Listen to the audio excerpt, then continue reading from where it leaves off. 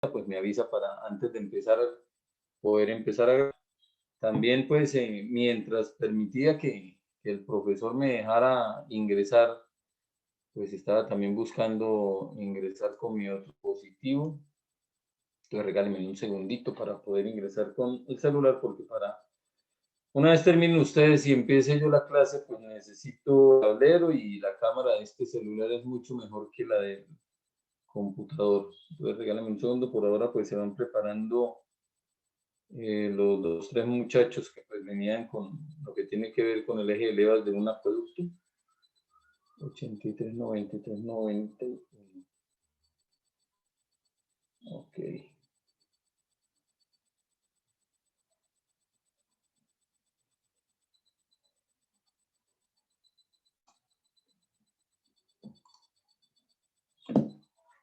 A ver.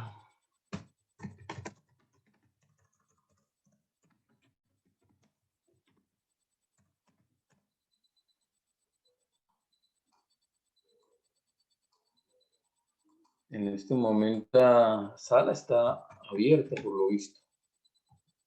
Es decir, cualquiera puede ingresar. Espero que no estén por ahí ingresando e interrumpiéndonos. Bueno, voy a dar aquí el permiso para compartir pantalla. Ya está habilitado. Listo, entonces podemos retomar las tres personas que venían manejando la temática. Sebastián Mieles, regáleme un segundo. Sebastián también.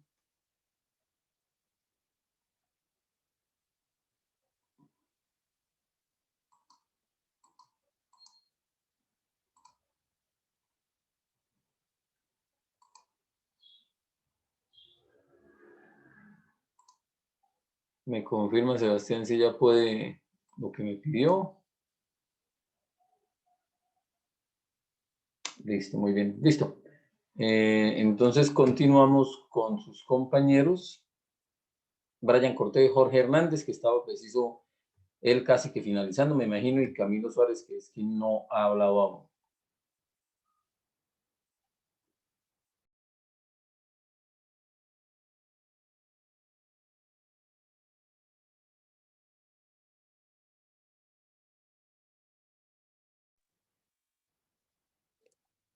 Eh,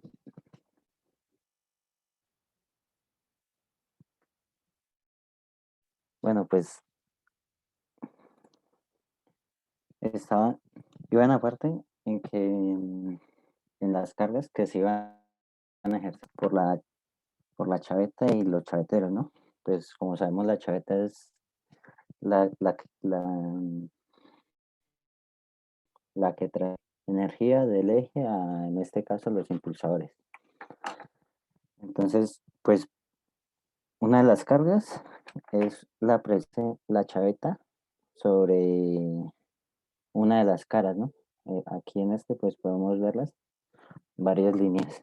Y otra, una fuerza axial cíclica, cíclica debido a un movimiento relativo entre la chaveta y los chaveteros.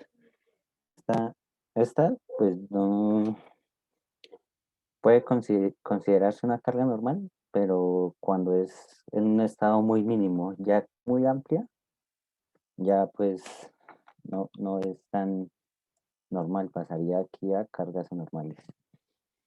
Y bueno, la descripción de la falla.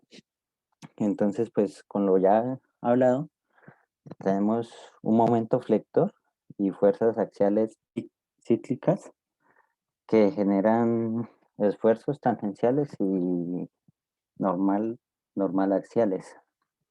Entonces, como podemos ver aquí en esta fotografía, digamos la fractura se generó en la parte final del chavetero, aquí sobre esta parte, y en,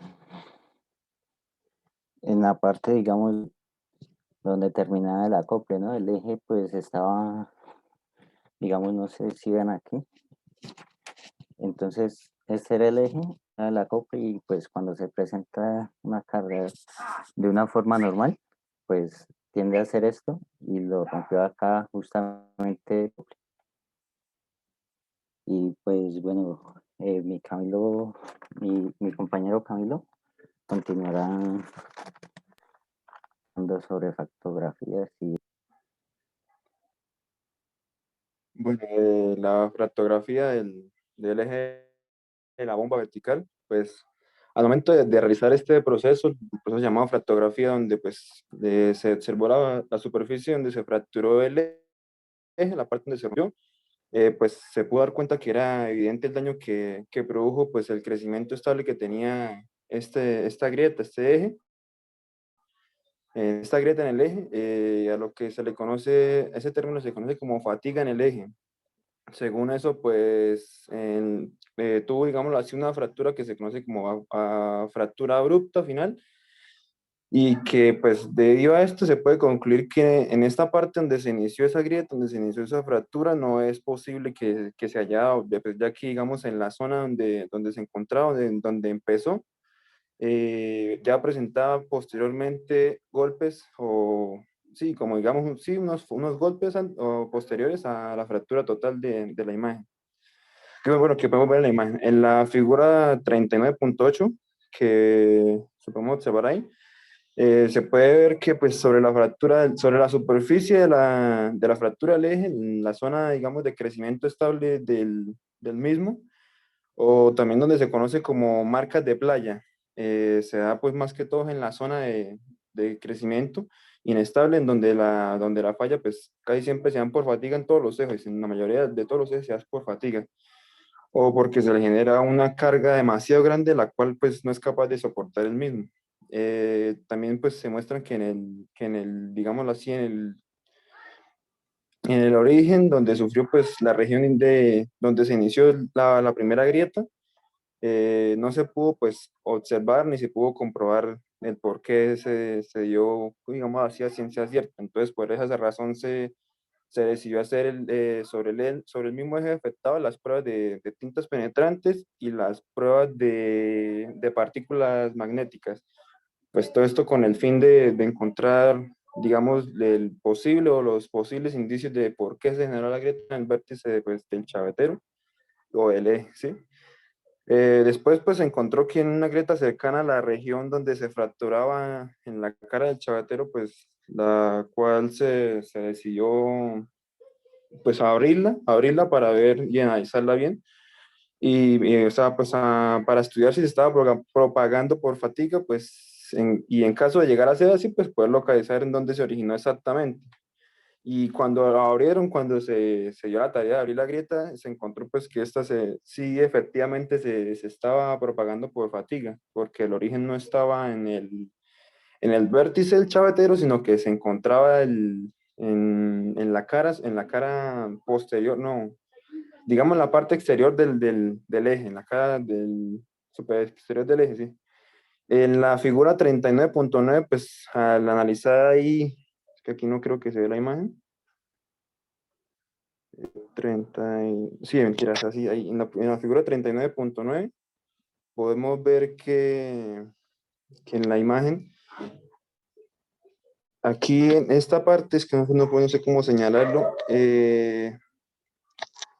ahí en esa parte, pues más que todo fue donde sufrió el mayor daño, porque al momento de aplicar la fuerza, el sistema, digámoslo así, entró en lo que se llama como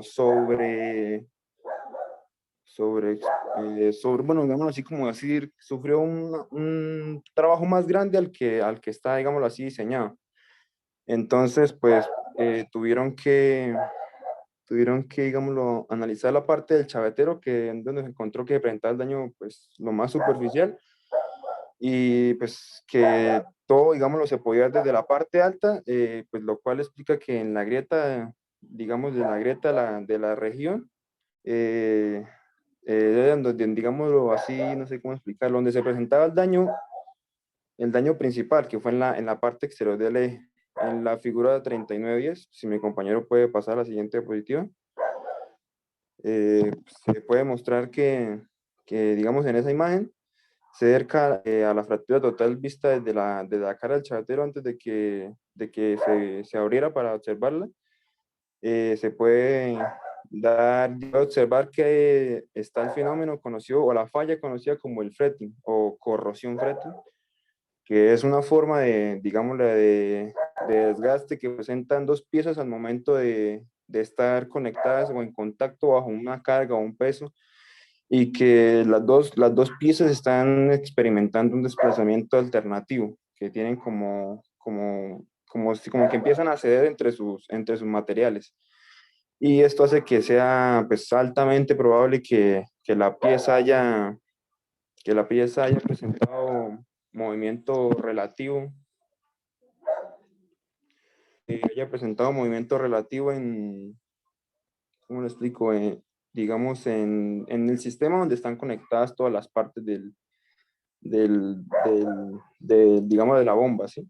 También hay que tener en cuenta algunos factores que son, por ejemplo, si hubo vibración excesiva en el eje, o si de pronto el eje no estaba completamente vertical, o si de pronto el eje tiende a pandearse, a curvearse un poco, o que de pronto digamos, hubo desalineamiento entre los ejes acoplados, o que de pronto los dos ejes no estaban completamente concéntricos. Entonces esto hace que el daño superficial, pues, conocido como fretting, haga que el movimiento relativo, pues, que arranca desde la superficie en contacto de los dos, del chavetero y donde está el eje, pues digámoslo así, se suelten pequeñas partículas de metal, el mismo metal del eje, que se conocen como abrasivas. Estas partículas, digamos, están en presencia de un ambiente húmedo, un ambiente, sí, como con agua, digámoslo así. Y esto lo que hace es oxidarse, y estas piezas y estos pedazos de metal lo que hacen es formar parte del mismo y generan, digamos, un daño más grande en la superficie del eje. La siguiente, ¿puede pasar a la siguiente diapositiva? En esta tabla que observamos acá, pues podemos ver, digamos, que los materiales del eje de la bomba y del eje de la chaveta son, digámoslo así, prácticamente casi los mismos. Pero pues, ¿puede pasar a la otra diapositiva, por favor?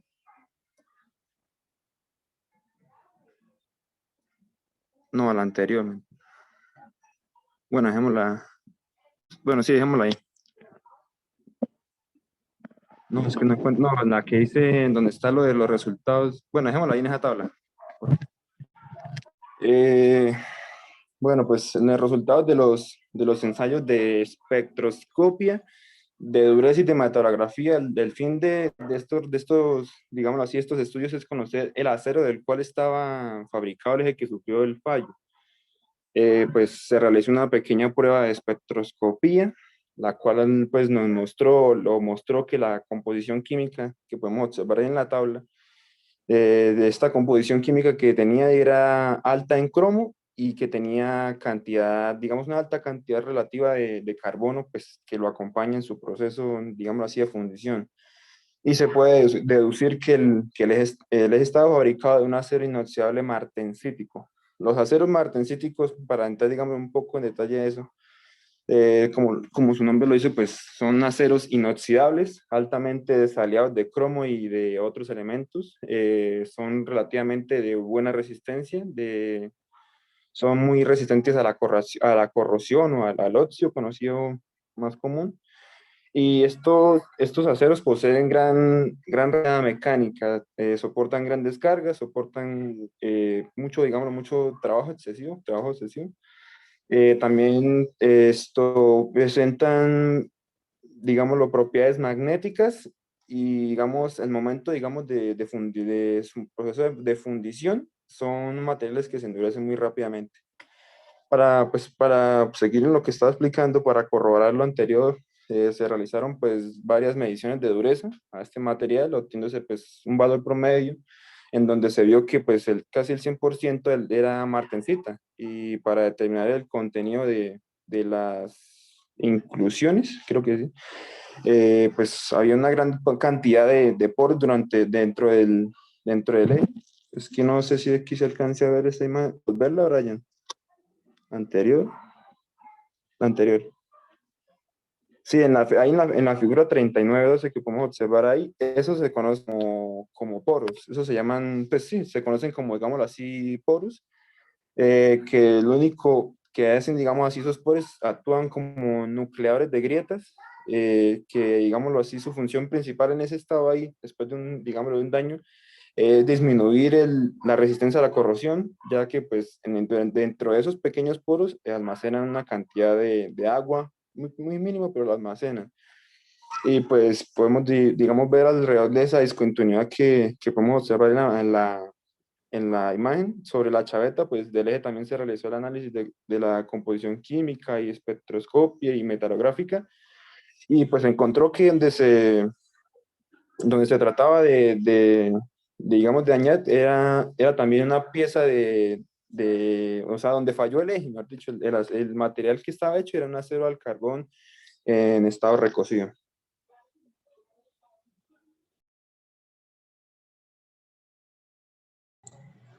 Bueno, por último, le vamos a hablar pues de los conceptos de la falla. Pues como ya nuestros compañeros lo han dicho, la falla se presentó básicamente por una fatiga.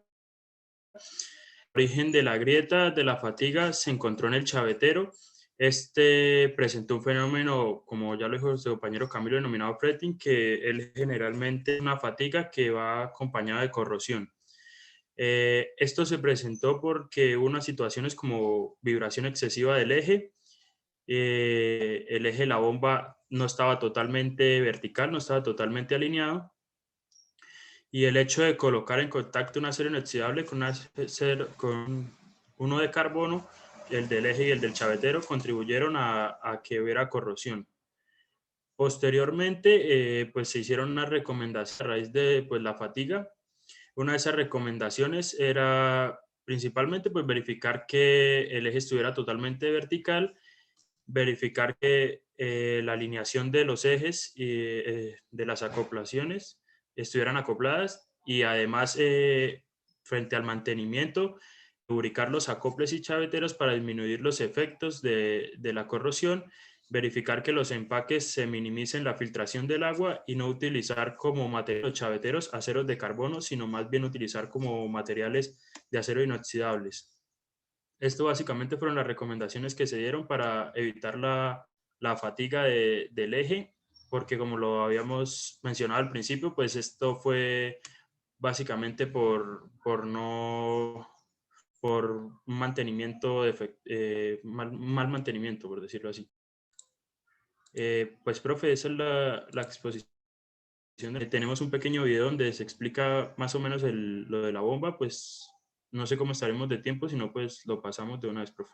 ¿De cuántos minutos es esto? Aproximadamente 2 minutos, profe. Sí, pasémoslo, 2 minutos, vale. Ya.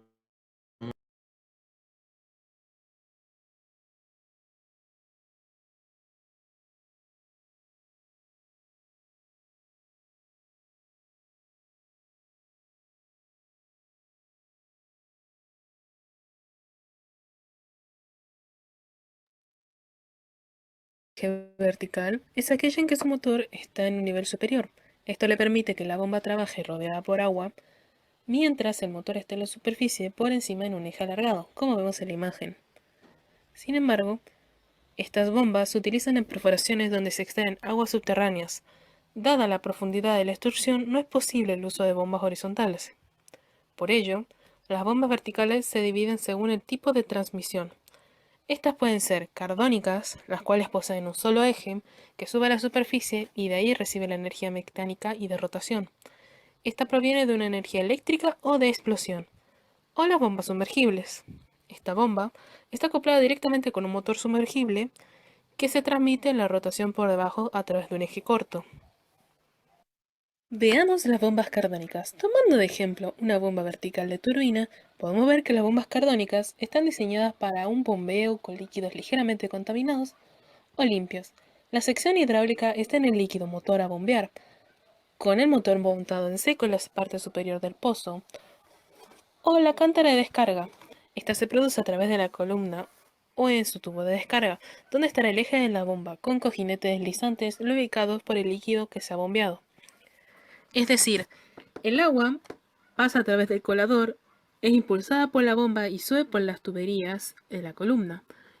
El cabezal de descarga se encarga de dar el destino final al líquido y el motor es el que le da la fuerza a la bomba para que esto pueda ser realizado. En contraparte tenemos a las bombas sumergibles. Este tipo de bomba es muy útil en zonas donde está lejos el fluido a extraer. Esta bomba posee un motor integrado y sumergible que se transmite a la rotación por debajo a través de un pequeño eje. Pero esta bomba posee una clara desventaja en su contraparte. Su vida útil es corta y para su mantenimiento es necesario una apertura total de todo el sistema para poder revisarlo o cambiarlo. Como podemos observar, la bomba y el motor están unidos a través de un adaptador de acoplamiento, y la entrada del líquido está cerca de la bomba. Esta impulsa el fluido por el tubo de descarga, impulsándolo hacia la superficie del pozo, y la bomba recibe la energía a través de un cable de energía eléctrica. Las piezas de las bombas centrífugas verticales son el motor, la bornera, los rodamientos, el eje y el impulsor. El motor es el que permite el movimiento de la bomba. Este es alimentado por la instalación eléctrica de la bornera. A su vez, los rodamientos poseen un movimiento al eje que impulsa a los álabes o cojinetes radiales para que así el impulsor funcione correctamente hacia el caño de descarga. Este tipo de bombas tiene como ventajas la fácil instalación, el flujo uniforme y los costos reducidos. Pero como desventaja tiene la limitación a la profundidad de bombeo y asegurarse que no haya pérdida de las cañerías por la presión. Listo, profe, eso básicamente era pues como para que vieran el funcionamiento y las partes de... Usted me ha dicho 2 minutos, dije que 2 minutos tan largos que pasaron a la... No era 2 minutos, sino de 4 y medio. Bueno, de todas formas, pues interesante. Lo que mostraron aquí sus compañeros es típico de unas imágenes que se muestran hasta en el mismo libro de la Smith, donde hay una típica falla por fatiga. Más adelante de pronto pues la vamos a ver en esta misma asignatura, porque como les indicaba, la idea es que con esto ustedes se hagan de una cantidad de dudas y a medida que transcurre el semestre ustedes mismos las vayan llenando. Bueno, nos falta solo el grupo de María José Lizarazo, Freddy Manuel Carrillo y Freddy Carrero, que nos van a hablar también de una falla, pero en este caso de un engranaje de transmisión. Fíjense que en la gran mayoría de veces está involucrado el concepto de torca, ¿no? Que ustedes ya lo conocen muy bien. Listo, muchachos, ya pueden arrancar, hagan la presentación y bueno, ya tienen la opción para que pues hagan presentación y conecten cámaras.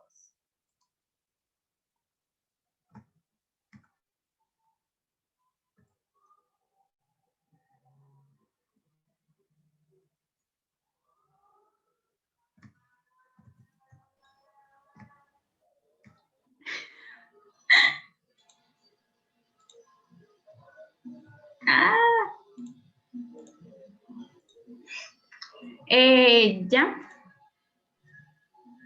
Sí, ya estás en audio, María José, y los demás, ya los vemos muy bien.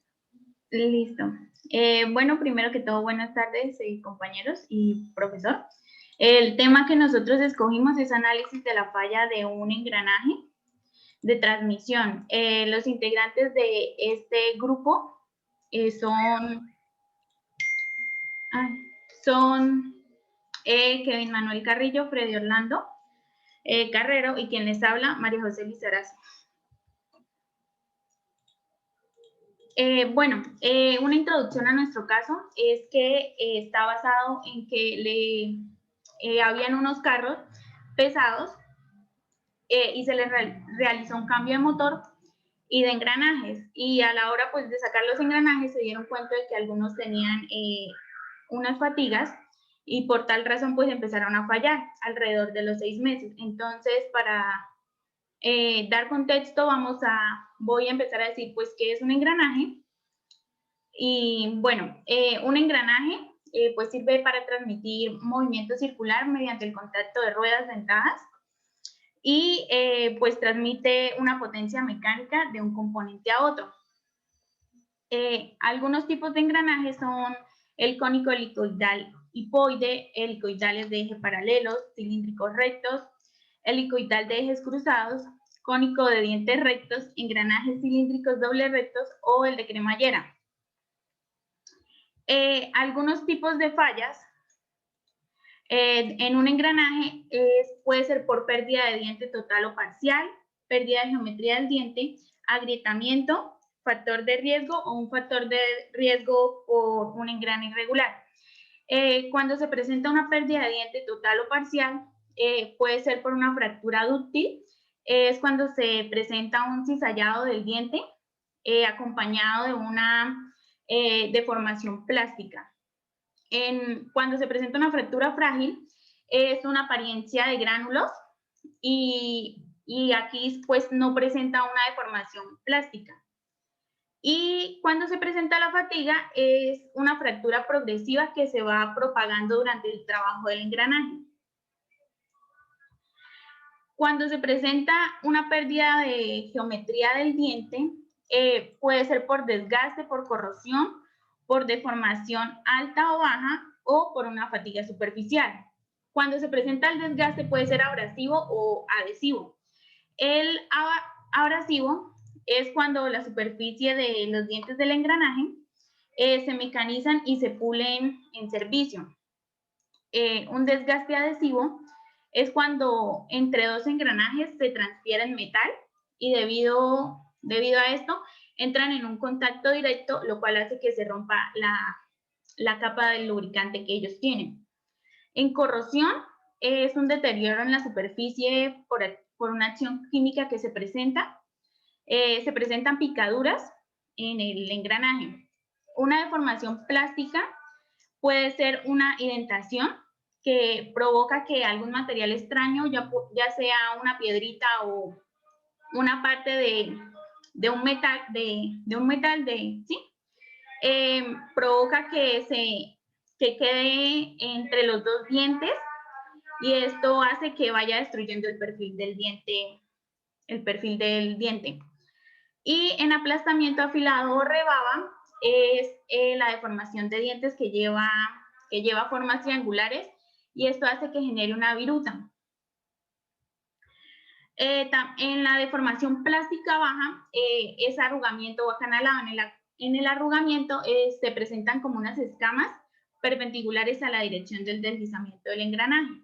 Y en el acanalado son unos surcos que siguen pues la dirección del deslizamiento, o sea, a lo largo de la superficie del diente. Y en una fatiga superficial, en el picado es una pérdida del material, en este caso pues el acero, en formas de pequeñas cavidades. Y el macropicado es un picado severo en el cual ya pues se desprenden unas piecitas más grandes del acero. En el agrietamiento puede ser en grietas en las caras de los dientes, que pues es una fase inicial en la pérdida parcial del diente por fatiga. En las grietas en base de dientes es una etapa inicial en la pérdida total o parcial del diente. En las grietas en alma o en la llanta son grietas originales del diente, pues que buscan estar en el centro del engranaje. Y las grietas en discontinuidades son grietas que normalmente de fatiga que nuclean en agujeros de lubricación, como se pueden dar cuenta aquí. Factores de riesgo es por sobrecalentamiento. Normalmente una pieza en la operación de lubricantes debe estar entre 85 a 120 grados Celsius, pero cuando sobrepasa esto, cuando está a 200 grados presenta un color amarillo, cuando presenta un color azul es de 300 grados y un marrón oscuro es aproximadamente unos 400 grados Celsius. También se presentan factores de riesgo cuando se va a reconstruir una pieza debido a la precisión dimensional o el tratamiento superficial de esta. Y en factores de riesgo por engrane irregular, la concentración de la carga. El engrane muestra signos que en todo el flanco del diente no trabajó uniformemente, que esto pues más adelante se les explicará, ya que esta es una de las fallas que van a tener nuestros engranajes. Y en interferencia es que en la base de los dientes se nota un desgaste anormal. Bueno, como primer paso es una estimación del efecto de la repotenciación de los vehículos en los esfuerzos de servicio en el pie de diente. Este esfuerzo se presenta en el pie del diente de los engranajes debido a una flexión que conduce a la fatiga. Entonces, el esfuerzo se va a presentar con la siguiente fórmula, que es la fórmula de la ecuación ACMA, que más adelante pues les diré qué significa ACMA. Bueno, esta parte significa el esfuerzo teórico en el pie de los dientes del engranaje 021. Este es uno de los engranajes que vamos a estar mirando. Bueno, el T del motor es el torque máximo del motor. El PD 021 es el paso diametral del engranaje 021 sobre 2 veces de P, que es el diámetro del paso del engranaje 200, y este engranaje 200 es el que le da potencia a este engranaje 021. El MB es la relación de velocidades desde el motor hasta el engranaje. El F es el ancho de la cara de los dientes. El J es el factor geométrico de la concentración de esfuerzos. Esto multiplicado por otra fracción que es K sub A, que es factor de aplicación en la carga de impacto. KM, que es factor de distribución por golpes entre los dientes, sobre KB, que es el factor dinámico de los golpes entre los dientes. Esto multiplicado por K sub S, que es un factor de tamaño, por K sub B, que es un factor en el espesor del aro de apoyo de los dientes, sobre K sub I, que es un factor par del engranaje intermedio. Bueno, como les decía, ACMA es la Asociación Estadounidense de Fabricantes. Es una empresa que se dedica pues al diseño, a la fabricación, a la aplicación de engranajes, de acoplamientos y de equipos de transmisión de potencias relacionados. Para este caso, debido a que el torque del motor es proporcional a la potencia, vamos a estimar con esta fórmula cuál es el valor de la repotenciación del motor. Entonces, antes de repotenciarlo, el motor tenía una potencia de 212 caballos de fuerza. Y después de repotenciarlo, vamos a tener que el motor tiene una potencia de 625 caballos de fuerza. Entonces, aquí en la potencia mayor colocamos el 265 sobre el 212 menos 1 por 100, y eso nos da que el delta del esfuerzo de la repotenciación va a ser de un 25%. El siguiente paso es la estimación del efecto de cambio de engranaje sobre los esfuerzos del servicio en pie del diente. A continuación, pues varias variables van a permanecer constantes tanto antes como después del cambio. La primera es el paso diametral del engranaje 021. El número de dientes que nos van a dar, que nos dieron, son 16 y el diámetro del paso es 4,515,74,8031 pulgadas. Y si hacemos esa división, pues nos va a dar 3,54 pulgadas a la menos 1.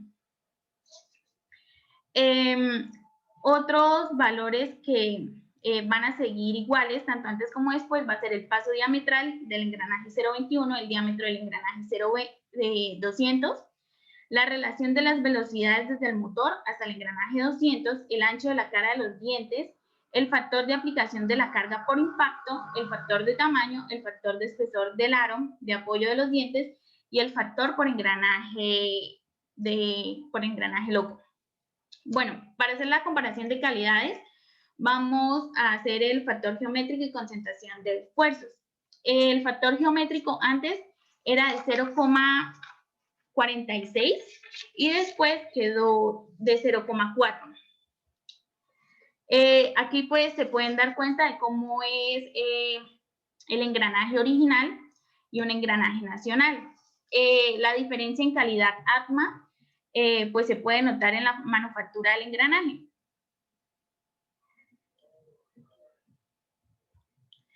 En otra comparación de calidades, tenemos que el factor de distribución de la carga sobre el ancho del diente antes era de 1,2 y después era de 1,6.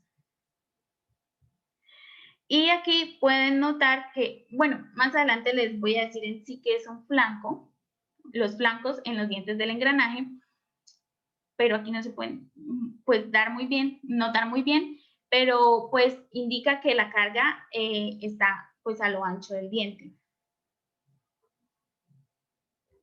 En el factor dinámico por golpes entre dientes, antes era de 1 y la calidad era de 11 y después era de 0,98 con una calidad de 9. Entonces, como les dije anteriormente, esta es la cabeza de un engranaje, esta parte de acá es la cara del engranaje y los flancos vienen estando aquí, la partecita amarilla que está aquí. Y ahí es donde hubo una concentración de cargas, una mayor concentración de cargas, sobre todo en esta parte. Y aquí pues hay huellas originales del mecanizado y pues la superficie pues está pulida. Y bueno, con los datos anteriores pues vamos a tener que el cambio de engranajes va a tener un aumento. Entonces, colocando los datos anteriores del factor geométrico, tanto antes como después, el antes pues ya saben, es de 0,46 y después de 0,4 lo multiplicamos por el factor de distribución por golpes entre los dientes, después fue de 1,6 y antes fue de 1,2 por el factor dinámico por golpes, que antes fue de 1 y después fue de 0,98, menos 1 y lo multiplicamos por 100 y nos da que el delta del esfuerzo del cambio del engranaje en porcentaje tuvo un 56%.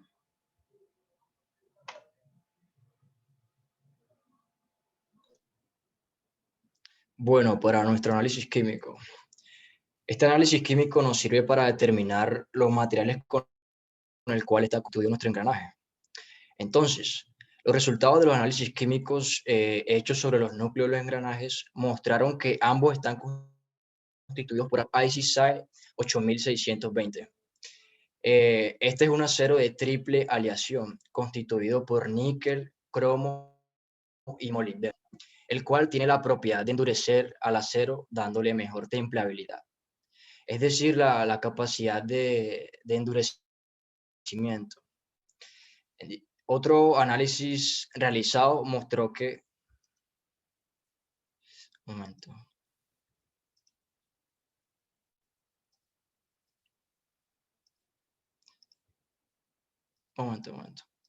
Me he perdido. Ya. Otro análisis realizado mostró que la composición química ubicada en la superficie de los engranajes tiene como una especie de tenor o capa en especial. Esta capa fue provocada por la carburación. La carburación se utiliza para aumentar la resistencia al desgaste de un núcleo que se encuentra en buenas condiciones. Entonces, dicha capa está compuesta por carbono superficial de 0,87%. Esto para el caso del engranaje original. Y el de fabricación nacional tiene un 0,76%. ¿Esto qué quiere decir? Por favor, pasa a la diapositiva. Esto quiere decir, esto lo vamos a demostrar por medio de la metalografía, la que estudia la constitución y estructura de los metales o aleaciones, que nos va a servir para conocer la microestructura de nuestros engranajes. Para realizar un análisis metalográfico hay que anteriormente realizar unos pasos. Yo les voy a decir los prácticos, que son primero un corte de muestra, segundo un montaje de muestra, tercero un desbaste, lijado y pulido de muestra. El desbaste es quitar las imperfecciones del corte, ¿sí? Y por último, se hace el examen microscópico y análisis de dicha muestra, ahí es donde se hace la metalografía. Pero para nuestro caso se hizo lo siguiente.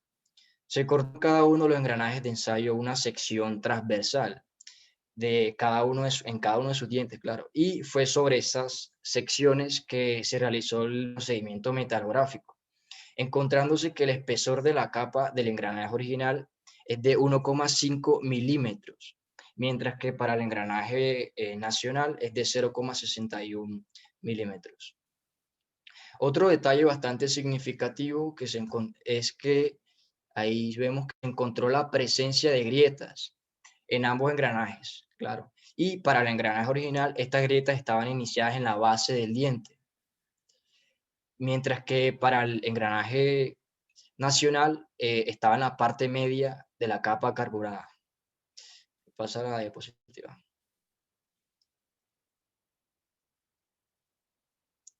Bueno, en el análisis de la microestructura realizada en la capa, se vio que el engranaje original está compuesto por martensita y austenita, como vemos en la figura 40.5. Y la capa del engranaje nacional está compuesta por martensita en mayor medida, vainitas, perlitas y pequeñas cantidades de austenita, como vemos en la figura 40.6. Un detalle del engranaje original es que lo que se ve como agujas es la martensita, como las partes grises, y las partes que son blancas son la austenita. Y para el engranaje nacional, igual la martensita son los que tienen como la escala de grises, la austenita son las partes blancas y los demás son constituyentes como laminares, que son la perlita y las vainitas, son las partes negras que se ven. Pasar a la diapositiva.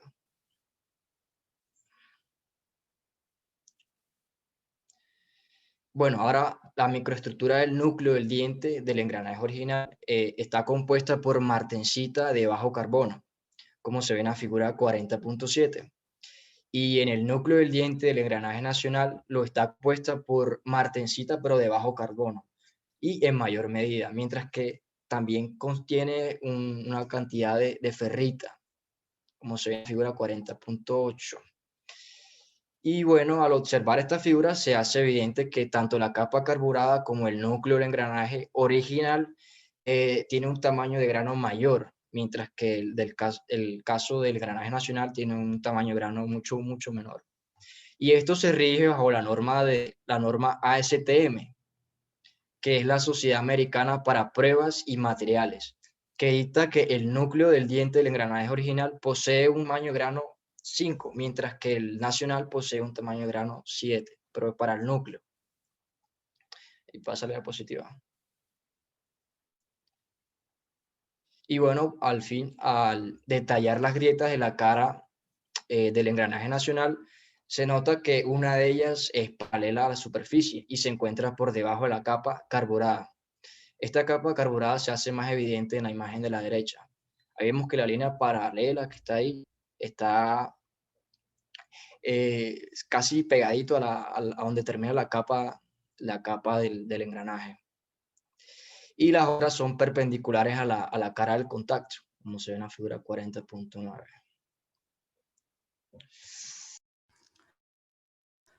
Listo. Siguiente.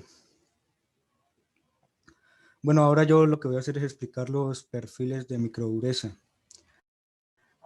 En los dientes cortados se realizó un perfil de microdurezas con la escala NOP en 100 gramos. Se llevó a cabo un valor de profundidad de 4 milímetros. Como se muestra aquí en la gráfica, nosotros podemos ver que aparece lo que es el engranaje nacional y lo que es el engranaje original. Se ve que la microdureza de del original es mucho mayor que la nacional.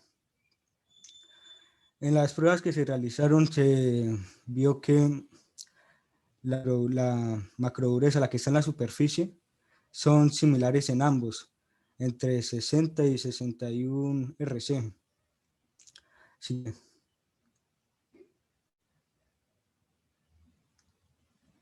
Bueno, en esta imagen se puede ver en detalle la superficie de un diente fracturado en la cara, que es notorio que presentó una fatiga, interfase de la capa del núcleo, donde se nota que se perdió material en esta capa.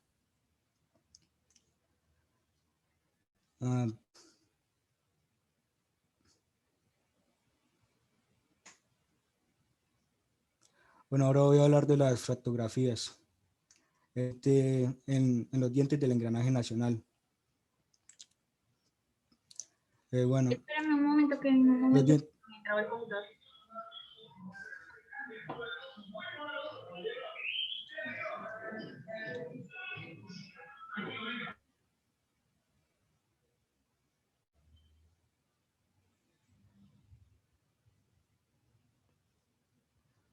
Ya. bueno, en los dientes fracturados de este engranaje de tipo nacional, se mostró que el daño se provocó porque la carga era siempre hacia un mismo lado, el cual coincidió con la región de concentración de la carga. Sobre esta zona de concentración se presentó en los dientes fracturados la pérdida de material de la capa por la fatiga que se originó por fase de capa núcleo, como ya había mencionado.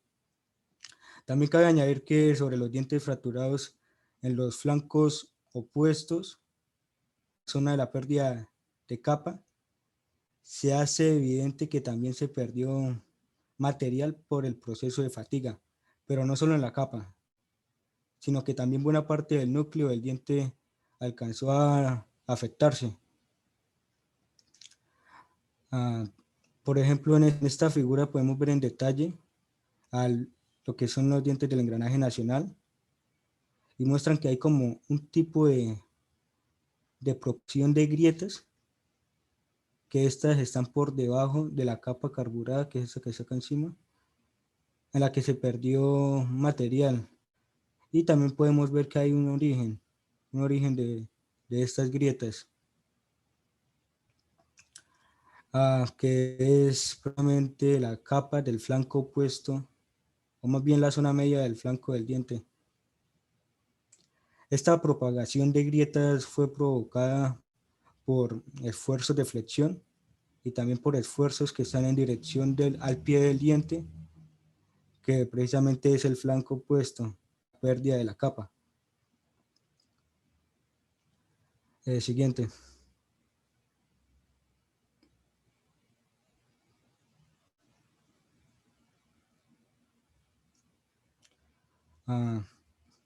Bueno, en esta imagen se puede ver en detalle el engranaje nacional, que presenta un estado de deterioro anterior a la pérdida del material, un antes y un después.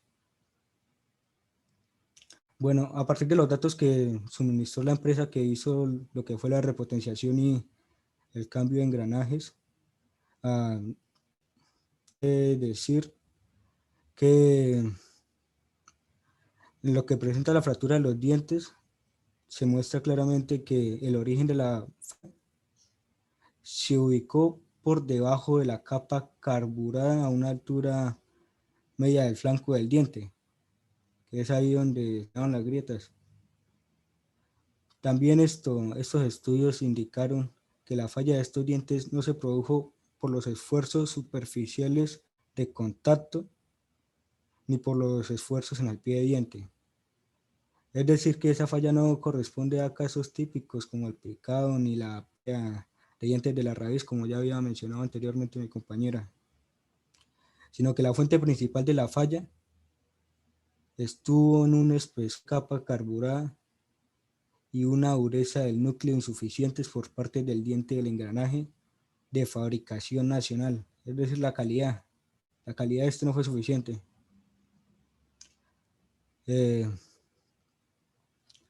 Por ejemplo, para una aplicación vehicular con el paso diametral del engranaje que es 0.21, del engranaje 0.21, se recomendaría que el espesor de esa capa de ahí fuera alrededor de 1.14 milímetros y en el flanco de 1.6.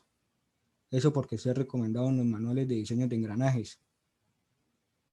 y que comparado con el espesor del diente del engranaje nacional, se ve que está muy por debajo de lo que recomiendan, mientras que el original sí lo hace. Mire, la mayor dureza encontrada en la capa del engranaje original se atribuye en gran parte al mayor contenido de martensita que la nacional, ya que el tamaño del grano grueso aumenta la templabilidad del material, haciendo que tanto en núcleo como en capa se evite cruzar las regiones de formación de perlitas, ferrita y vainitas. En cuanto al tenor de carbono en ambos engranajes sobre la superficie, se puede decir que están dentro de lo recomendado por los manuales, porque la presencia de esta austenita retenida en la capa del engranaje original facilita que haya distribución de esos respecto a una capa con poco contenido de ella. A causa de la raíz de falla que ya mencioné, contribuyó la presencia de la concentración de carga hacia un solo lado de los dientes, que también ese fue uno de los factores por el que falló. Y como ya había mencionado, la calidad de la fabricación no fue la apropiada, por lo que el fenómeno empeoró. Además, esta concentración además de adjudicarse el grado de calidad de fabricación, también es de esperarse que se amplifique al tener trabajando engranajes originales, es decir, tenemos engranajes que son los buenos que son los originales y unos que están malos que son los otros, y ambos trabajando como que no sirven. Y también hace que se provoquen diferencias en tolerancias, en rugosidades de fabricación y también posiblemente en las medidas nominales. Lo que pasó con la repotenciación en el sistema de toda la transmisión desde el motor hasta las ruedas fue que hizo que experimentara cargas mayores respecto a las originadas por el motor original. Pero esto se da solo si el trabajo del vehículo lo exige. Es decir que si desde el momento de la repotenciación también se están empleando los vehículos en condiciones peores, es decir, se les exige más veras antes de, por ejemplo, las que se tenían ya, lo normal es pensar que la presencia de cargas, de este tipo de cargas sobre el sistema de transmisión, presentan problemas. También presentan hechos aislados, por ejemplo, que hay arranques fuertes o que se tomen pendientes severas a las que se tomaban antes de la repotenciación. Siguiente. Bueno, en ese cuadro podemos ver un diagrama de causa y efecto con los factores contribuyentes a la ocurrencia de la falla. Para entender este diagrama se debe saber que el porcentaje de participación aumenta de derecha a izquierda. Es decir que la falla, las razones por las que falló este engranaje dentro de estos, las cosas importantes están a la izquierda y las causas más triviales están a la derecha. Es un resumen de todo lo que se ha dicho. Siguiente.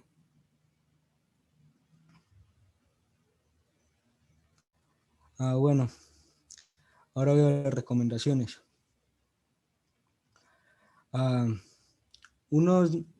Las empresas, aparte de decir que necesitaba un apoyo mutuo entre ellas, en lo que fue los que mandaron a hacer los nacionales y los originales, se recomendó algunas cosas como lo siguiente: asegurar que lo que fuera el espesor, el tenor de carbono y otros aspectos del engranaje en la capa cumplieran con las recomendaciones de la ADMA. En español se traduciría como la Asociación Americana de Manufactura de Engranajes. Es decir, ellos tienen sus propias normas.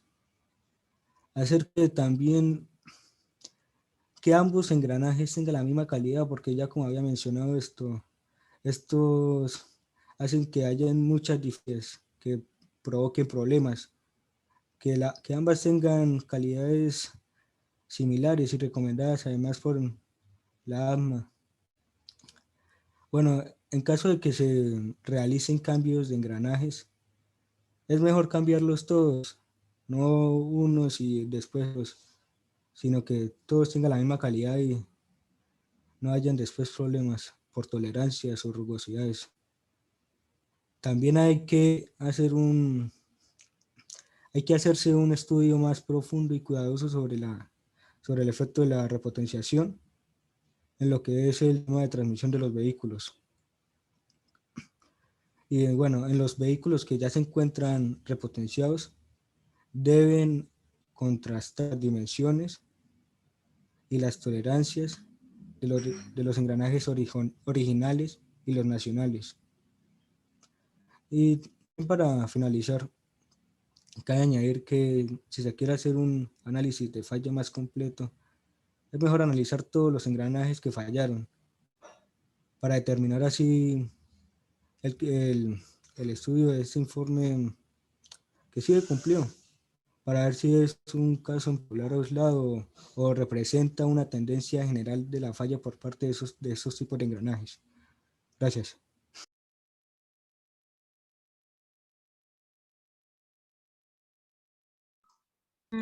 Bueno, nuestra bibliografía pues se basó en el PDF que nos compartió el profesor y pues información que nosotros buscamos adicional.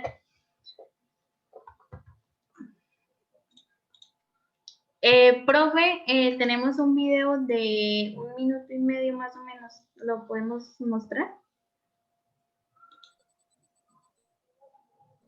Listo, yo creo que sí, pero minuto y medio, ¿no? Porque ahorita me mintieron, me dijeron 2 minutos, el grupo anterior fueron el doble de los 2 minutos. ¿Listo? No, sí, profe, es 1 minuto y medio. Ah. Vale.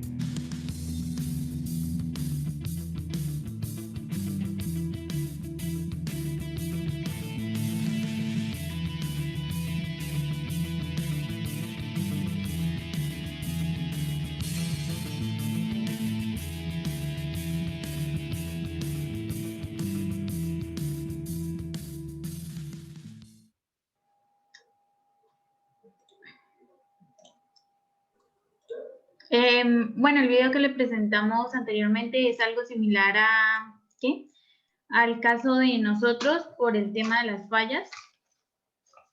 Y ya, muchísimas gracias.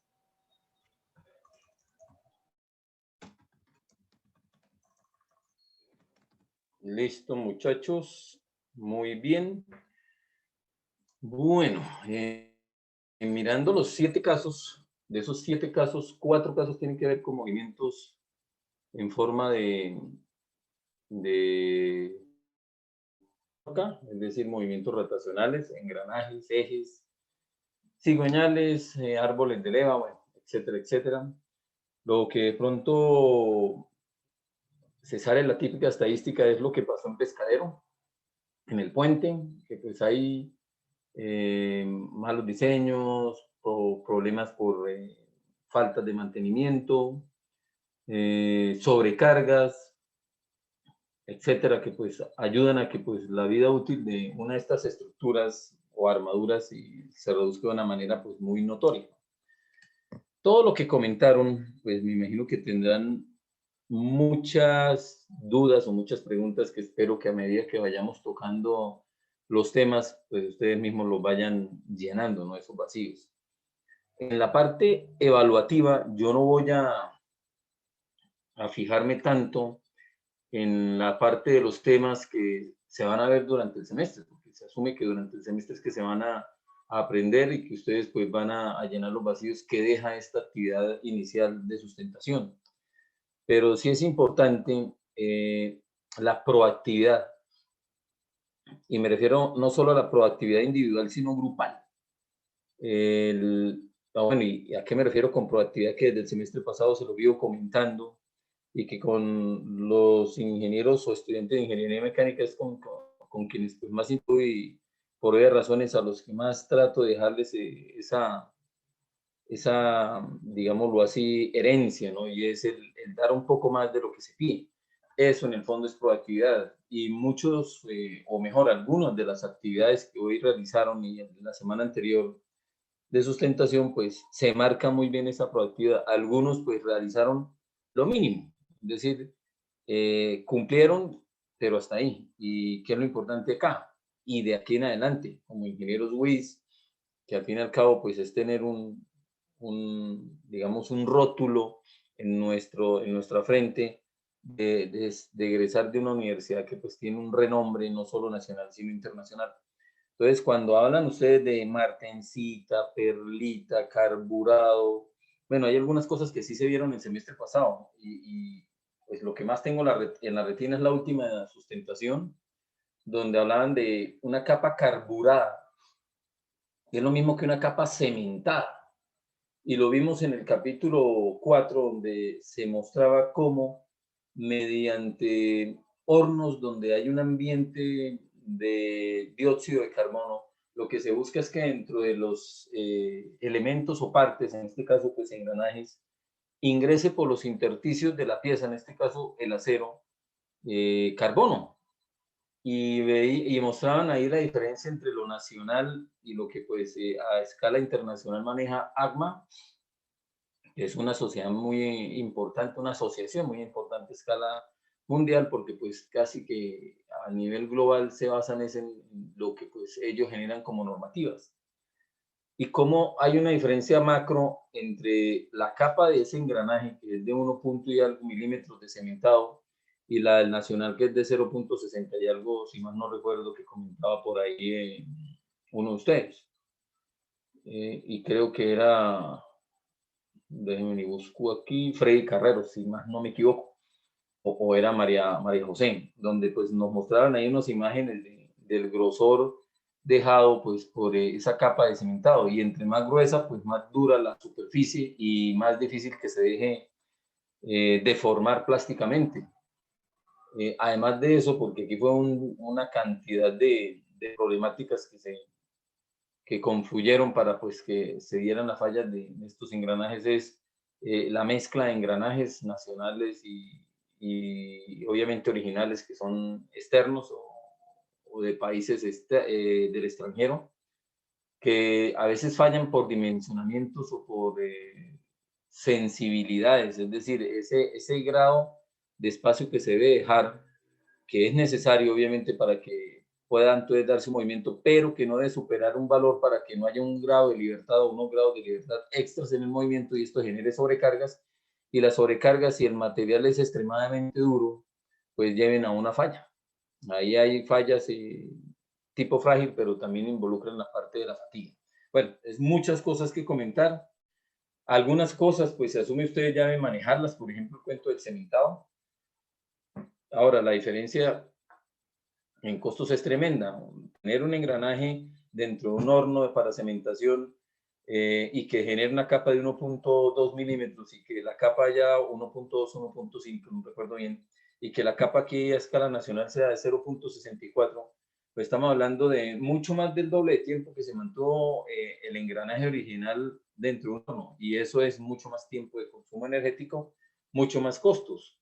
De ahí viene que en ocasiones pues lo nacional sea mucho más económico, o lo chino, ¿no? Lo taiwanés, en esta parte de lo que es autoparte, ¿no? Bueno, la semana entrante les contaré, yo creo que en la hora de tutoría los resultados de esto, tengo que revisar obviamente pues lo que tomé nota en ese documento que pues siempre llevo en cuanto a las sustentaciones, pero la semana entrante les informaré de cómo nos fue acá. Vamos a retomar lo que venimos trabajando y en este caso lo relativo, creo que ya debe estarse viendo la presentación. Lo relativo a lo que tiene que ver con regla de la palanca, eso lo vimos en este último ejercicio, donde se trabajaba plata en platino, en paladio, miento. Y vimos un corto video donde les recomendaba pues que vean mucho más de la Universidad Politécnica de Valencia, donde se amplían estas temáticas o donde ustedes pueden reforzar lo que se está dando aquí en clase. A tocar aquí levemente son 3 diapositivas, lo que tiene que ver con solidificaciones, pero por fuera del equilibrio. Vamos a profundizar cuando lleguemos a tratamientos térmicos. Se toca aquí simplemente para mostrarles que existen estos diagramas de fase, pero cuando llegue a tratamientos térmicos se ampliarán los diagramas de fase tipo TTC, tipo TTT y tipo TCC, que es con enfriamiento continuo y manteniendo pues obviamente hipotermia o temperaturas fijas. Que ya cuando lleguemos a ese capítulo pues directamente lo vamos a involucrar. Acá en esta diapositiva voy a ampliar un poco para que se note mejor. Yo creo que la tienen también en el material que se quiere. Lo que vemos es el típico párpado de cobre y níquel en este caso. Se invirtió pues el diagrama. Desde la temperatura de fusión del níquel y no vemos pues el final del párpado a la derecha, que es la parte del cobre. Pero ¿qué nos interesa? ¿Cómo es un enfriamiento? Solidificación obviamente es sinónimo de enfriamiento para este caso. En equilibrio, y cómo es un equilibrio. En equilibrio es lo que ven aquí con esas L's, es decir, la línea de líquidos, tanto en el equilibrio como en el equilibrio, es decir, fuera del equilibrio, esta parte del párpado es idéntica, es decir, no se afecta, hasta ahí todo normal. ¿Dónde se empieza a estar? En la línea de sólidos.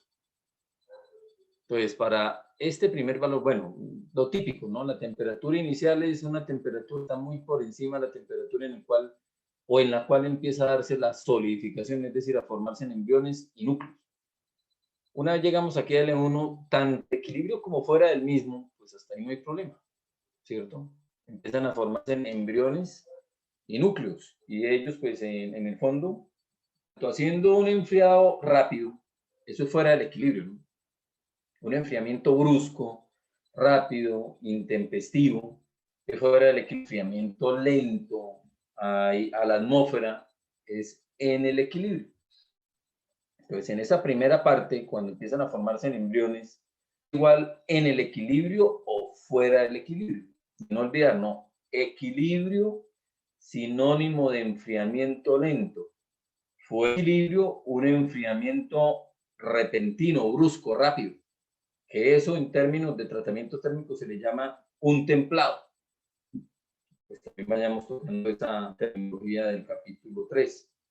Si pasamos al segundo punto, que sería la temperatura 2, T0 y T1 no problema, pero en T2 ya empieza a darse algo, y es que en el equilibrio, fíjense, en el equilibrio, este es el punto para el corte con la línea de sólidos, y la palanca iría, voy aquí a eliminar, no, la palanca iría de aquí a acá, una de las palancas, la otra iría de aquí a acá, esta de acá es la palanca que nos ayuda a calcular la fracción o el porcentaje del líquido, y esta es la palanca que nos ayuda a calcular la fracción o el porcentaje del sólido.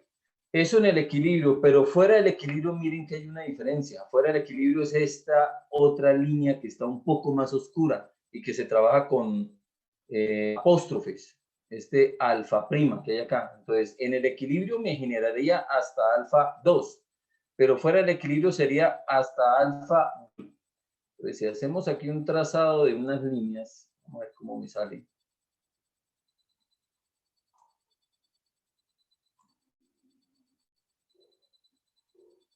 Listo. Fuera del equilibrio, esta palanca es más grande.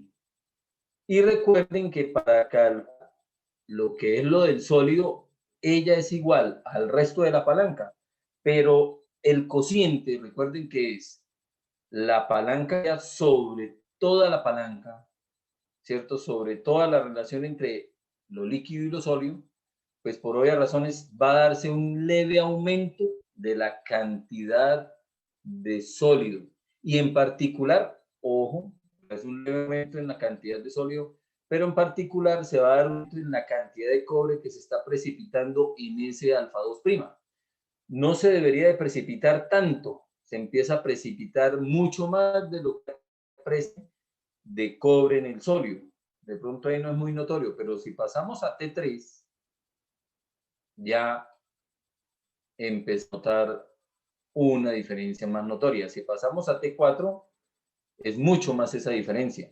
Entonces, a medida que vamos disminuyendo la temperatura, bien sea lentamente o enfriando bruscamente, igual hay que pasar por esas temperaturas por las dos formas, pues estamos viendo que el contenido de la fase sólida que se está precipitando es mayor, de tal forma que cuando llegamos aquí a la temperatura 7, asume que en el enfriamiento lento, que es el equilibrio, en T5 ya debería de haberse solidificado. En T5 ya debería haber terminado el proceso de solidificación, pero en un enfriamiento rápido, que obviamente es mucho más precoz, se enfría a una temperatura, o mejor, se termina de solidificar a una temperatura por debajo de la temperatura de solidificación en un enfriamiento lento.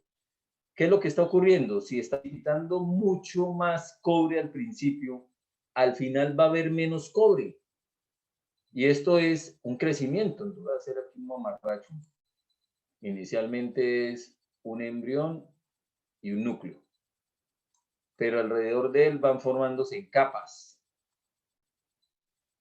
¿Cierto? Ya las capas no son esféricas.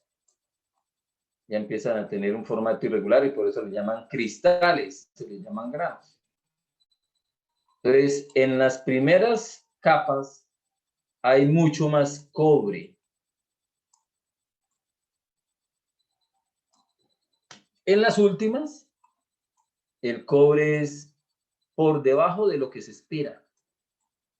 Cuando hacemos una solidificación en equilibrio, es decir, mediante enfriamiento lento, el cobre queda en las mismas proporciones en cada capa, homogenizado.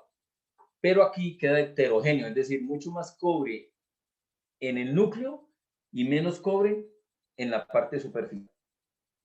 ¿Qué pasa con esto? Obviamente no es solo cobre, ¿no? Es cobre más níquel. El níquel endurece. Si internamente, como hay mucho más cobre, el núcleo es dúctil, el núcleo es blando.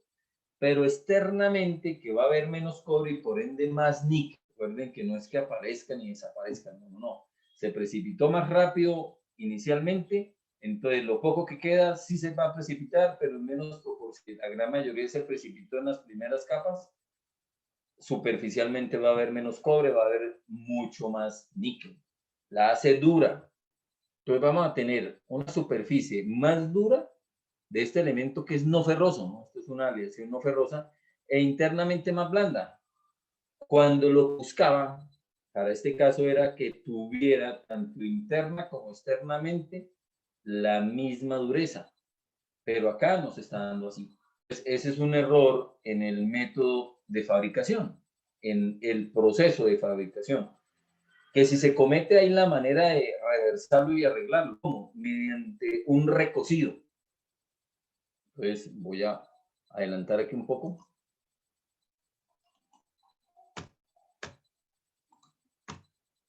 Bueno, aquí se ve lo que quería mostrarles ahorita. A medida que van creciendo embriones, núcleos, tales, ahí no se han formado aún granos. Recuerden que los granos es cuando chocan entre sí los granos, ya no hay líquido y se forman límites de grano. Ahí, pues, por el momento llegan en la T4, mientras en la imagen que tengo a la derecha, llegan hasta cristales.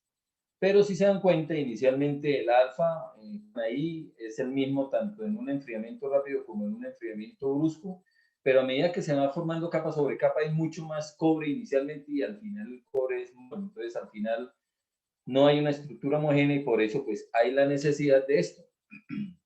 Esto es un recocido.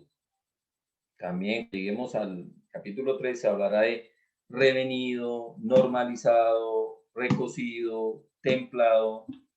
En este caso, ¿qué es un recocido? Es ingresar las piezas, en este caso pues son unos planchones, dentro de un gran horno. Estos hornos son del tamaño de containers. Unos tienen muchas resistencias eléctricas en forma de bobina.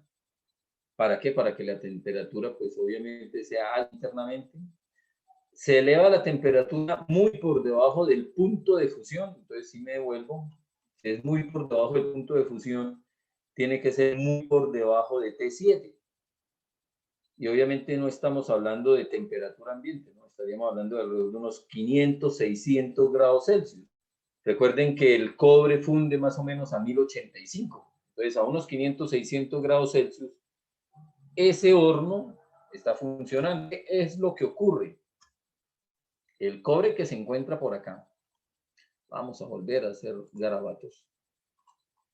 El cobre que está por la alta temperatura, ¿no? Empieza a moverse hacia las capas más superficiales. Es decir, empieza a homogenizarse. Y de esa manera, pues, se recobra, la propiedad, y es que la dureza que tiene el material o su resistencia es igual tanto interna como externamente. ¿Cuál es el detalle? Si la empresa cometió ese error, la empresa que está suministrando, el proveedor que está suministrando ese material, cometió ese error, no ocurría en el pasado, vendérselo al consumidor, otra empresa posiblemente, porque esto es un producto semi-elaborado, hacerse de las orejas gochas, ¿cierto? Y que el que compró este material, después que hace la venta de los utensilios, herramientas, empiece a recibir crítica de parte de los compradores al detalle, ¿cierto? Hoy en día las grandes empresas tienen un ente que es de control de calidad, tanto para vender como para comprar suministros o, en este caso, material semi-elaborado.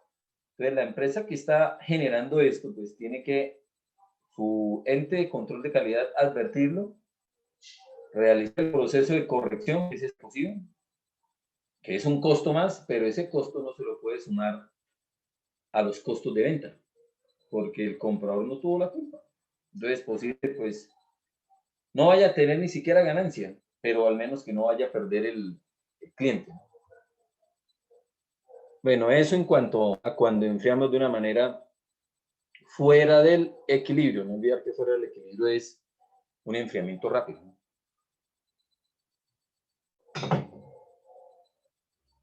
Vamos ahora a tocar este diagrama de fase y qué bueno que lo tengan ahí impreso. Yo les dije tengan impresos estos documentos. Sobre todo porque vamos a empezar a trabajar las reacciones invariantes. Entonces el nombre sería reacciones invariantes. Es decir, cuyo grado de libertad es nulo. Esas son reacciones de tipo invariante. Tienen grado de libertad nulo. Tenemos dentro de las reacciones invariantes la reacción eutéctica. Es precisamente la que tenemos en positiva. La reacción eutectoide. La reacción peritéctica. La reacción peritectoide.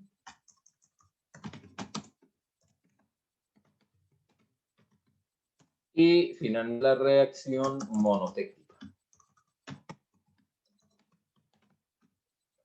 Esas son las reacciones que vamos a estar trabajando. Nos vamos a gastar un tiempo en el eutectoide motivo. La reacción eutéctica y la eutectoide son las dos reacciones del diagrama de fase hierro-carbono. La eutéctica propia de las fundiciones, la eutectoide propia de los aceros. Entonces, vital porque ahí es donde nuestro curso va a estar orbitando, ¿no? Con el cuento del acero y con el cuento de las fundiciones.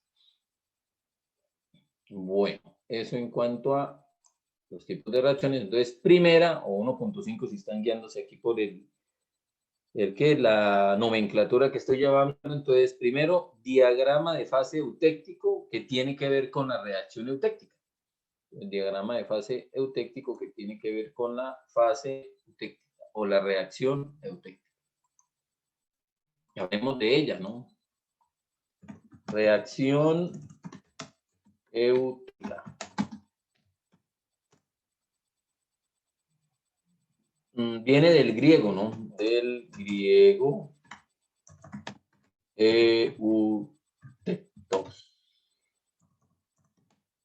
Eutectos, algo así.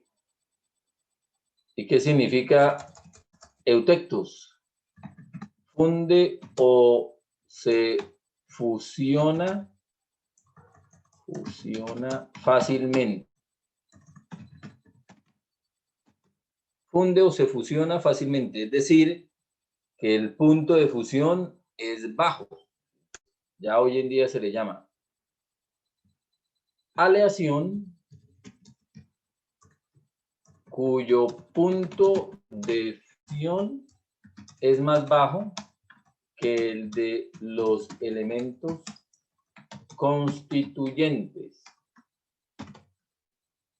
Para el caso del diagrama estaño en plomo, que es el que tenemos ahí, el eutéctico tiene las siguientes condiciones o coordenadas. Primero sería la composición, ¿no? 61.9%. Recuerden que siempre se da respecto al soluto, que es el estaño, y una temperatura de, espérame un segundo y muevo esto que no se ve, listo, 183 grados Celsius. Pues con eso nos vamos a ubicar. Pues ubiquémonos. Ya nos ubicamos más o menos por aquí. Aquí hay un leve desfase, eso yo creo que es de impresión, ¿no? Entre la línea y el punto, pero el valor sí está correcto, 61.9, para que pues no se vayan a preocupar. Ese sería el lugar donde coinciden el punto 9 y 183 grados Celsius. Ese punto, si miramos, el fusión para el plomo es 327. Y el punto de fusión para el estaño, vamos a tratar de más o menos indicarlo.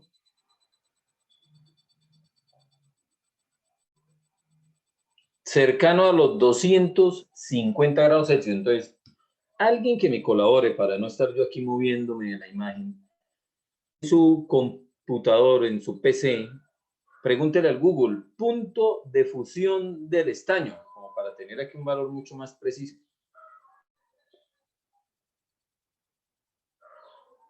Profe, ¿No? ¿podría por favor repetir las reacciones? Las reacciones, sí, claro, ¿cómo no? Son, primera, eutéctica. Mientras por ahí me colaboran con el otro, con la otra averiguación. Segunda, eutectoide. Tercera, peritéctica. Mil gracias a Kevin y a María José. Entonces sí es abajo de los 250. 231.9 grados Celsius. Peritéctica. Siguiente, peritectoide. Finalmente, monotéctica. 5 reacciones invariantes, pero nos vamos a enfatizar en 2 de ellas. Eutéctica y la eutectoide. Gracias, profe. Y arrancamos con, no señor, con gusto, y arrancamos con la técnica. Entonces, 391, que es más, miento, 230, bueno, de pronto es hasta un poco más bajito aquí. Entonces, el estaño funde a 231, prácticamente 232 grados, y el plomo a 327, mientras que la aleación de la cual estamos hablando, que es una aleación eutéctica con posiciones 61.9, funde a 120 grados Celsius. Este tipo de fundición es la que utilizamos en la parte electrónica.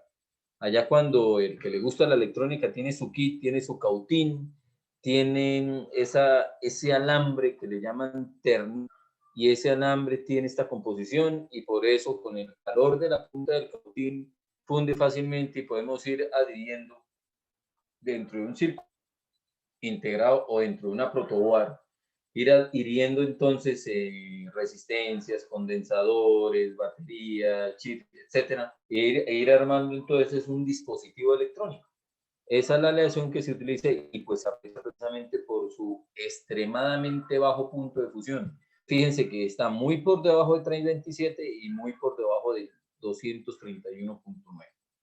Eso ocurre, y no sé, creo que en la última clase alguien me dijo relativo precisamente a eso, a los puntos de fusión. Acá cambia porque no hay un párpado, es decir, no hay solubilidad completa. De eso vamos a hablar ahorita, de la solubilidad completa. No hay solubilidad completa porque hay regiones sólidas terminales al lado y lado que no tienen solubilidad completa, es decir, que a esta solución sólida alfa solo le puedo agregar máximo 9.2% de estaño, porque no recibe más.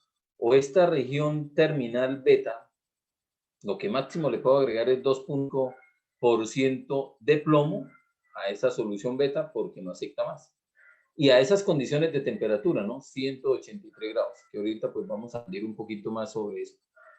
Lo importante ahora es darnos cuenta cómo identificar fácilmente un eutéctico de diagrama de fases y estos iniciales que vamos a estar manejando. Más adelante vamos a ver diagramas donde hay muchas soluciones sólidas, no terminales al lado y lado, sino también internas. Es decir, al lado de esas regiones sólidas terminales van a aparecer otras regiones sólidas, lo cual permite pues, que existan más de un eutéctico, más de un eutectoide, más de un peritectoide, más de un monotecto. Acá esta solo tiene una fase invariante, o mejor, una reacción a esas condiciones. No hay más puntos invariantes, no hay más lugares en toda la gráfica donde los grados de libertad sean nulos. Entonces, ya tenemos entonces aquí ubicadito, ¿no? ¿Dónde es el eutéctico? Y en ese eutéctico logramos entonces que la aleación se solidifique a un punto de fusión mucho menor que cualquiera de otros de los que tenemos acá. Bien, ahora hablemos dentro de este manejo que tenemos del diagrama de fase de estaño en plomo. Vamos a hablar, un segundo, voy a mover estas líneas. Mientras ahorita empezamos los análisis. Vamos a hablar de esas regiones sólidas terminales. Listo, ya. Esta que se encuentra a la izquierda, voy a tratar de delinearla. Vamos a ver si lo logro. Esto es una región sólida terminal. Se le dice terminal porque está a los extremos. A ella le llaman alfa. Y esta es otra región sólida terminal identificada como, qué pulso tan malo, beta, esa que tenemos ahí. Alfa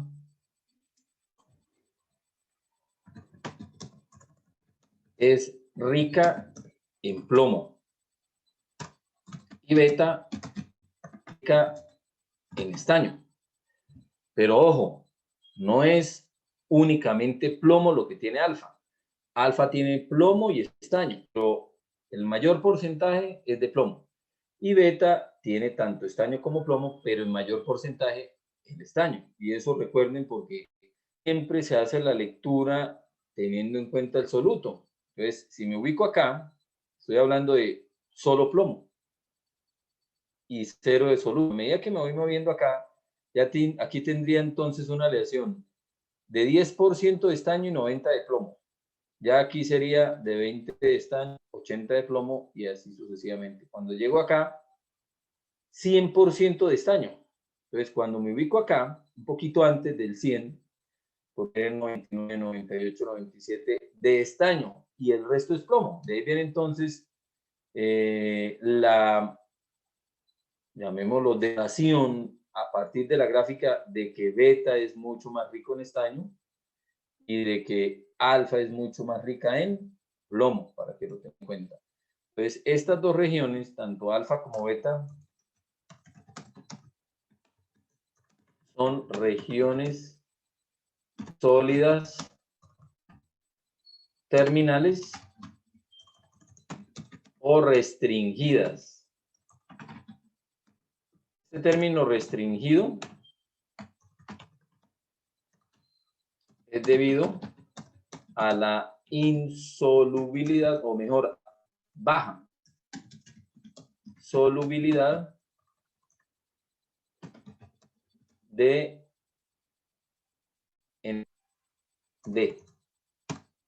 en el caso de alfa,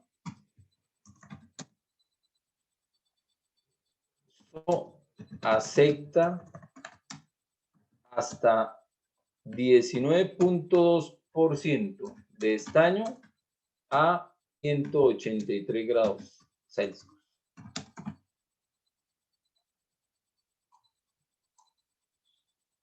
Y en el caso de beta, solo acepta hasta 2.5% de plomo a 183 grados Celsius. Eso es lo máximo que aceptan. Pero eso máximo se lo esa condición, 183 grados Celsius. Entonces ya conocemos un poquito más lo del diagrama. Voy a borrar otra vez, pues me interrumpen.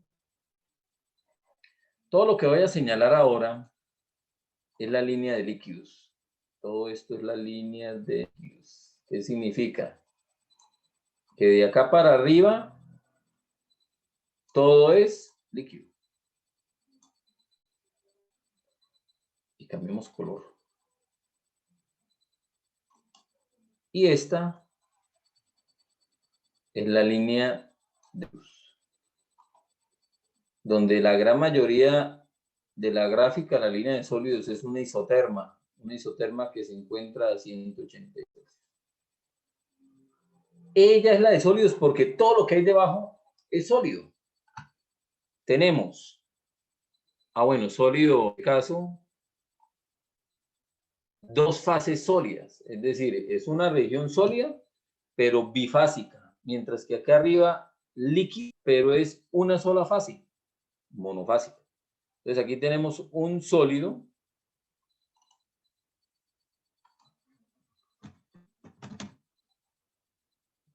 bifásico.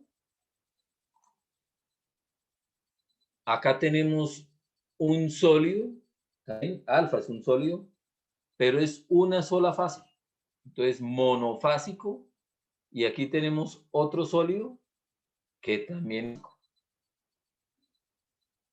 ¿Cómo podemos nosotros, si nos entregan un diagrama donde nos indiquen solamente que hay el líquido y que hay esta región sólida llamada alfa y esta región sólida llamada beta? Entonces, mediante vecindades. Este pedazo de párpado o esta región que vemos acá tiene como vecinos a la izquierda a alfa y a la derecha el líquido. Dentro de ella hay una región bifásica, pero con dos estados diferentes. Sólido alfa y líquido. Y eso antes del eutéctico. Ahorita vamos a darle nombres a ese antes y a ese después del eutéctico en términos de composición, ¿no? Antes y después del eutéctico en términos de composición. Ahora, después del eutéctico, es decir, 62, 63, 4% de estaño en plomo, en esta región que es más pequeña, pues los vecinos son este de acá, que es la región sólida beta, y este de acá líquido. Entonces es una región bifásica con dos estados, un sólido beta y un líquido. Y debajo tenemos vecinos. Aquí tenemos vecinos a alfa y a beta. Entonces es una región con un solo estado sólido, pero con dos fases. Fase alfa y fase beta. Eso como para aclarar un poquito todo este rollo que estamos viendo acá. Vuelvo y vuelvo. Ahora pongámosle nombres a las regiones. Entonces, todo lo que encontremos antes del eutéctico, el 61.9, es decir, al 61.8, 61.7, 61, 59, 40, 30, 20, etcétera, ¿cierto? Todo lo que se encuentre antes del eutéctico se le da el nombre de hipoeutéctica, porque está por debajo. Y lo que esté por encima de la composición es 61.91, 61.98, 61.99, 62, 65, 69, 70, 80, 90, etc. A esa región se le llama hipereutectica. Como pasa con las tensiones, ¿no? Cuando es contención baja, entonces hipotenso, contención hipertenso, como tal. Entonces, de aquí en adelante, si nos hablan de una aleación de estaño en plomo hipoeutéctica, no puede ser ni siquiera del 61.9, por debajo de él. Y si nos hablan de una aleación de estaño en plomo hiperética, por obligación es superior a 61.9, no puede ser ni siquiera 61.9. Ahora, dentro de las regiones de doble fase, donde hay una fase y una fase sólida, que serían estas de acá, ¿cierto? Ella y ella. Es decir, acá con el líquido no me meto. Cuando la temperatura esté por encima de la temperatura hay un detalle. La temperatura del eutéctico, que es 183, se le llama temperatura eutéctica. Entonces, por encima en las regiones de doble fase, se le llama proeutéctico, es decir, que forma antes del eutéctico. ¿Y a quién se refiere? A alfa. Este alfa se forma antes del eutéctico y una vez lleguemos aquí a este punto en la próxima clase, D y E, alfa queda ahí congelado y el líquido que queda extra, que no solidificado, se solidifica en una reacción eutéctica, formando un nuevo alfa. ¿Propio de quién? Reacción eutéctica. Pero no solo un nuevo alfa, formando a alfa y a beta. Pero de ellos dos, este alfa es distinto a este en cuanto a composición. Por el alfa se le va a llamar proeutéctico, por encima del eutéctico, y a este alfa simplemente alfa. Y lo mismo pasa con beta.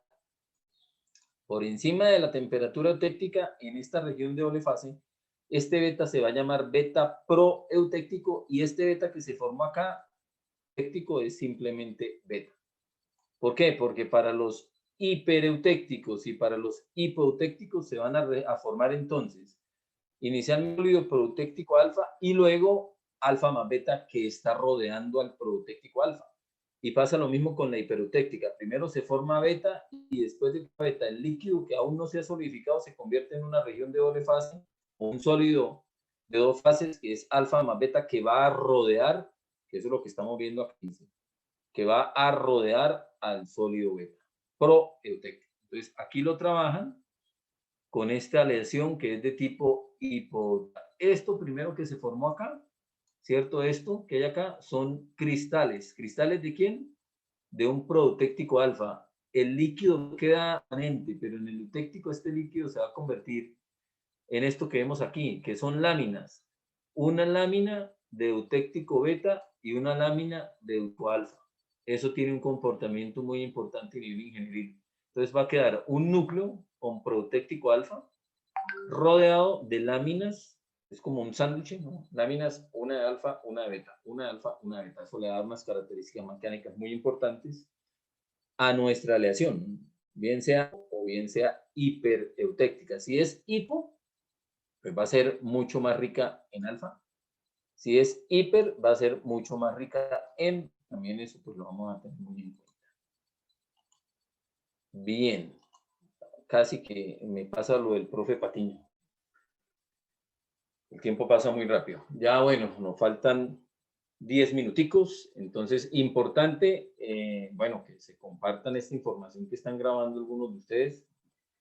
Para la semana entrante ya no tenemos actividades en la hora de tutoría, entonces esa hora de tutoría va encaminada a que ustedes pues vayan indagando sobre lo que ustedes van a realizar cerrando el semestre de sus sustentaciones finales, que son temas largos.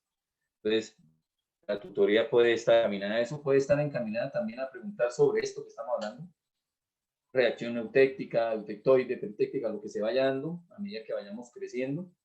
Y también relativa al laboratorio de tratamientos térmicos, es decir, a preguntar cada grupo cómo va, me muestra qué ha hecho, qué ha recolectado, que no entiendo de esto, que cómo se realiza, que este procedimiento, este paso del procedimiento no lo entendí. Esas tres cosas por ahora que son muy importantes. La semana entrante también vamos a fijar el primer quiz, posiblemente el primer quiz sea el día jueves, es decir, en la segunda jornada. Es decir, con lo que acumulemos el día martes, el jueves estaríamos haciendo nuestro primer quiz relativo precisamente a lo que llevamos hasta el momento acumulado. Y bueno, empezar a movernos un poquito en la parte también de, eso me preguntaba hoy María José, de lo que se dejó el semestre pasado. ¿Para qué? Para que el segundo y el tercer corte, esas actividades de formación integral, pues, digamos, no quede yo con la duda y con el sinsabor de que simplemente lo hacen por salir de paso. No, un ingeniero WIS no funciona así.